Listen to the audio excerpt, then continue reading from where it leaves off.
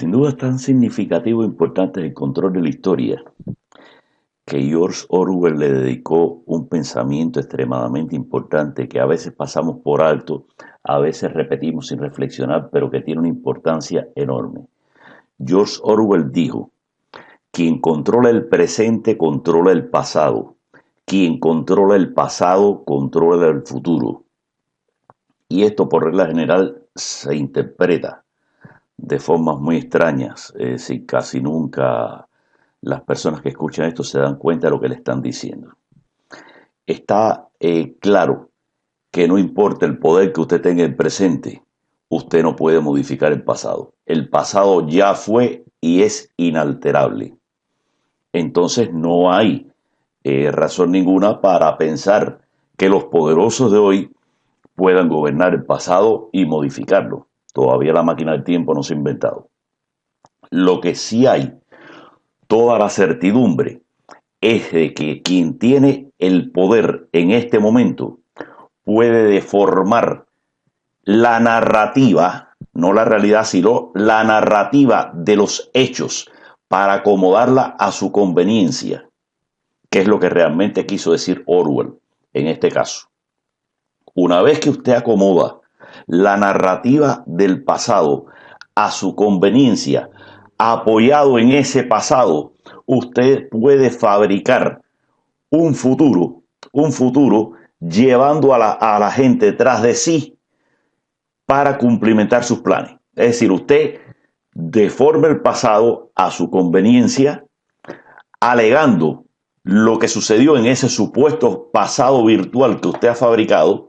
Usted hace unas propuestas sociales de solución a lo que ya pasó para que no vuelva a pasar. Y esas propuestas de solución son precisamente lo que usted está empeñado en que pase. Esa es la verdadera interpretación de este pensamiento de George Orwell. Así pues, no es posible minimizar el papel que juega la deformación de la historia. De hecho, un arma tremenda. Nuestras mentes pueden ser conformadas de la forma que se desee, deformando la historia. Deformando la historia. En la mente humana, al menos en la mente occidental moderna, está asentado los conceptos del bien y del mal. A nadie le conviene ser el malo. Por lo tanto, los triunfadores, una vez que generen la narrativa de la historia, tendrán que jugar uno de estos dos papeles para quedar bien en la foto. O son los buenos o son las víctimas.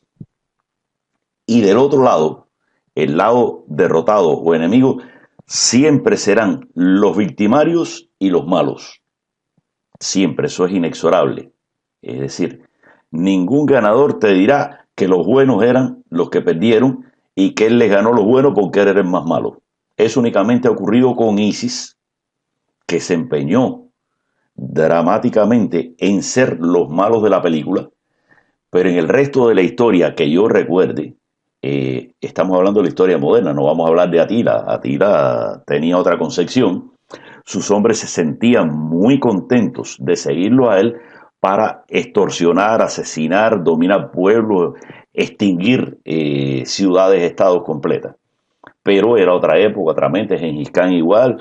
Es decir, todas esas hordas bárbaras se sentían muy contentas de ser los malos. Pero desde que arribó la historia moderna, desde que la prédica cristiana se implantó y se hizo la división entre buenos y malos, entre el bien y el mal, la lucha entre el bien y el mal, todo el mundo siempre se ha proclamado el bueno y ha dicho que el otro al que él se enfrenta es el malo. Y vuelvo a repetir, a defecto de ser el bueno, la otra posición conveniente es ser la víctima. Es decir, otra posición deseable porque es muy rentable es ser la víctima y echarle siempre al enemigo, al derrotado, al que perdió el control, pues echarle toda esta mondonguera de que eran los malos, los asesinos, los no sé qué, los no sé qué. Es decir, todo lo malo se concentra y se le echa arriba en la cabeza al que perdió o a los que perdieron.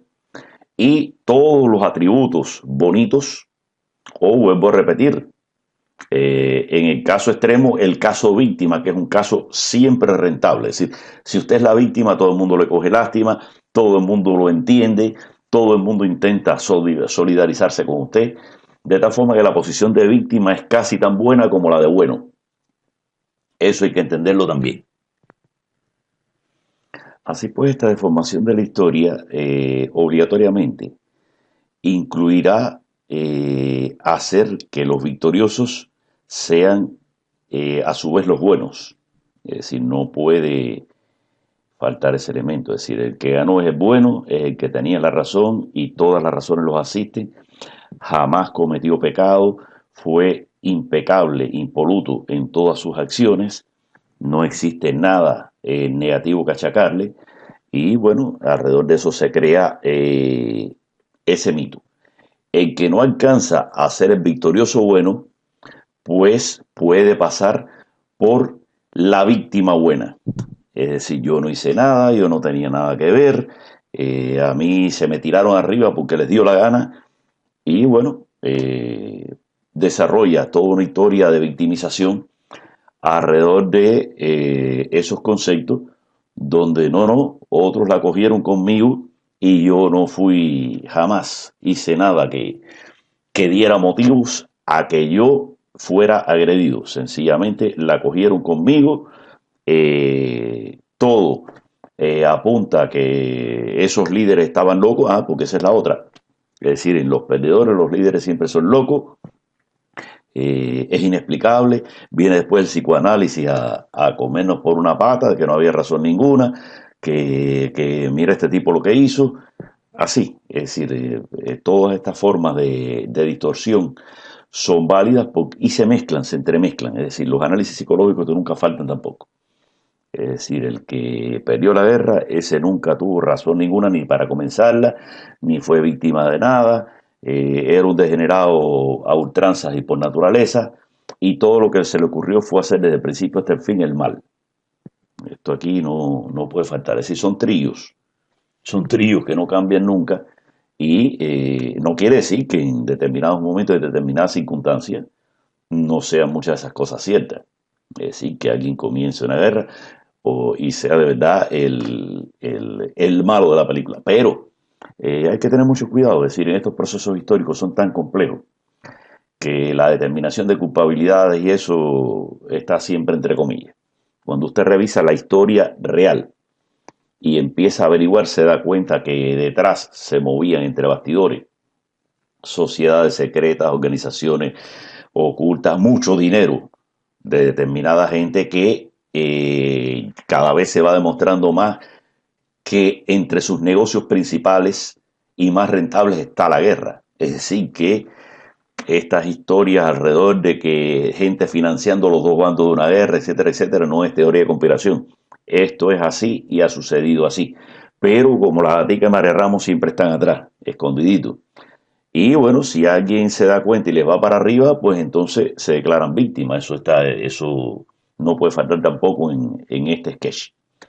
Es decir, la obra de teatro esta, donde me fueron para arriba, pero yo no tenía nada que ver, bueno, eh, no sé, hay grupos ya demostrados de la guerra napoleónica, de que han financiado los dos bandos y se han enriquecido enormemente con esa guerra.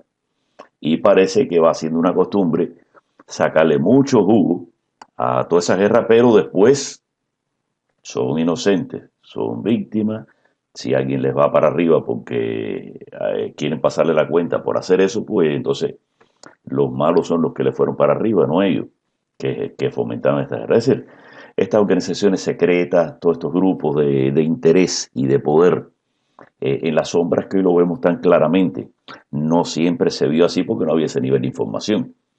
Es decir, muchas de estas organizaciones existieron por siglos, han caminado por siglos, han ensombrecido nuestra existencia por siglos, pero no eran detectables nada más que en círculos especiales y con gente con información muy privilegiada, muy cercanos a todos ellos.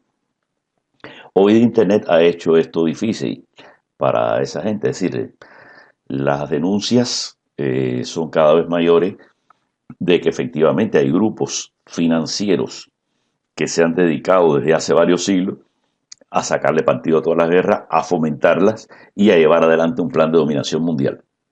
Entonces, hoy que ya tenemos eso abocado, que ya se ve clarito, de que hay grupos financieros usureros tratando descaradamente de cogerse el mundo, ya esto no es, no se puede esconder, ya esto trascendió. Trascendió demasiado como para que usted se pueda tirar un trapo en la cabeza y hacerse pasar como que usted no existe. Ya están bastante identificadas algunas fuerzas. Por supuesto, todo esto está envuelto todavía en muchas dudas, es decir, quién denuncia, por qué denuncia, cuáles son los objetivos, será verdad, será mentira, y eso es lo que crea la confusión que hace que, aun estando las denuncias en Internet, no sean tan válidas como debieran serlo, porque la confusión sigue existiendo, ha sido sembrada, creada y recreada por aquellos que tienen la fuerza suficiente como para tomar contramedidas cada vez que se filtra alguna información especial de este tipo. En fin, entendamos, de lo que conocemos, casi todo, casi todo, casi todo. Lo que no sea nuestro conocimiento directo, es decir, yo hablé ayer con mi padre o con mi madre, o saludé a no sé quién. Es decir, todo lo que no sean mis vivencias directas, señores, de una forma o de otra.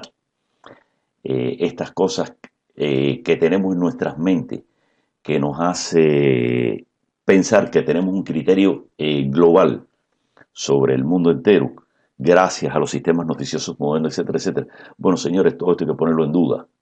Es decir, no tenemos la menor garantía de que nada de lo que creemos, que no haya sido vivencia personal de nosotros, sea cierto. Cualquiera de estas cosas que estamos dando por cierto, porque nos enseñaron en la escuela desde primaria, hasta el día de hoy, y lo estamos viendo en las películas, puede ser mentira. Es más, todo parece indicar que todo este conjunto de información que hemos recibido ha sido mentira. Es decir, que otras cosas sucedieron, otro mundo fue el real, y sin entrar a considerar cuánto es verdad de una cosa o cuánto es verdad de otra, porque sería prácticamente imposible y todavía muchas cosas quedan bajo el velo de la duda, lo que sí podemos tener por claro es que todo esto que hemos dado por cierto es dudosamente cierto, casi seguramente no cierto, más que dudosamente cierto. ¿Entiendes?